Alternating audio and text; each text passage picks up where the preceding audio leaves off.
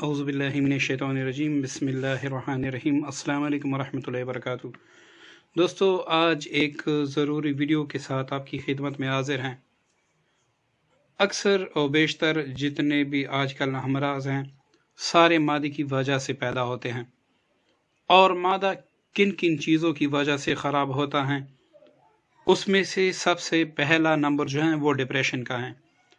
जो आदमी हर वक्त डिप्रेशन का शिकार होता है उसका मादा भी ख़राब होता है। और आजकल अगर आप मार्केट में देखें तो चटपटे खाने हैं, समोसे पकोड़े ये वगैरह, ये नाकिस घी में पकाए जाते हैं जिसको हम शौक़ से खाते हैं, और वो हमारे मादे को तबाह और बर्बाद कर देते हैं, जिसकी वजह से हमारा जो वजूद है वो मुख्तलिफ अमराज का शिकार हो जाता है, जिस तरह गैस ट्रबल वगैरह, सीने की जलन, जिगर की जलन, और ये सारा कुछ ये मादे की वजह से होता है। और फिर हम अक्सर समझते हैं कि या तो मुझ पे जिन्नात के हमले हुए हैं या मुझ पर सहर जादू के असरात हैं। फिर हम आमिलीन के पास जाते हैं। आमिलीन भी हमें बताते हैं कि आप पर जादू का असर है, जिन्नात का असर है, और वो बड़े बड़े पैसे लेकर हमारा इलाज करते हैं, लेकिन इलाज नहीं होता। तो इसलिए बेहतर है कि आप अल्लाह ताला की तरफ रुजू करें और कुरान पाक से मदद लें, तो इंशाल्लाह आपका मादा भी दुरुस्त होगा। जब आपका मादा दुरुस्त हो तो इंशाल्लाह आप किसी मर्ज़ का शिकार नहीं होंगे, आपका हाफ़ज़ा भी सही काम करेगा, और आपका जो आपकी नज़र है वो भी सही काम करेगी। वजूद के सारे अफ़आल मादे, उनका इन्हिसार मादे पर है। मादा ठीक होता है तो तमाम अफ़आल ठीक होते हैं, मादा ख़राब होता है तो तमाम अफ़आल फिर बीमार पड़ जाते हैं। तो उस वजह से हमें मुख्तलिफ अमराज का सामना करना पड़ता है। तो इसलिए हमने सोचा कि क्यों ना ऐसा अमल आपकी खिदमत में पेश करें। अगर आपका मादा ख़राब है और आप इलाज भी कर चुके हैं, और अक्सर बेशतर आपने देखा होगा कि हम जब भी मादे का इलाज करते हैं उसके लिए भी हम जो टैबलेट्स इस्तेमाल करते हैं वो भी, उसमें भी गर्माहट होती हैं, उसमें भी ऐसे केमिकल्स होते हैं जिसकी वजह से हम अगर वो टैबलेट्स खाएं तो वक्ती तौर पर हमें आराम तो आ जाता है, लेकिन अगर जैसे ही वो कोर्स हम छोड़ देते हैं उसके बाद मादे का दर्द दोबारा शुरू हो जाता है।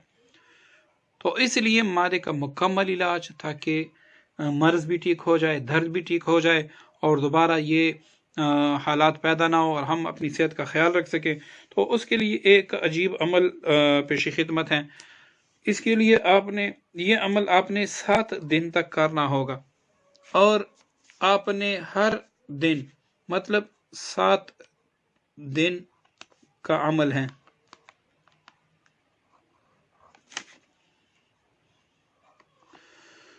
और रोज़ाना आपने 3 काली मिर्च जो गोल गोल छोटी छोटी होती हैं वो लेनी है। 3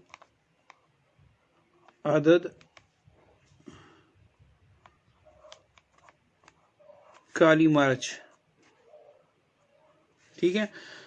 और इन 3 काली मिर्चों पर हर एक मिर्च पर आपने 21 मरतबा सूरह इखलास पढ़ना है। मतलब हर मिर्च पर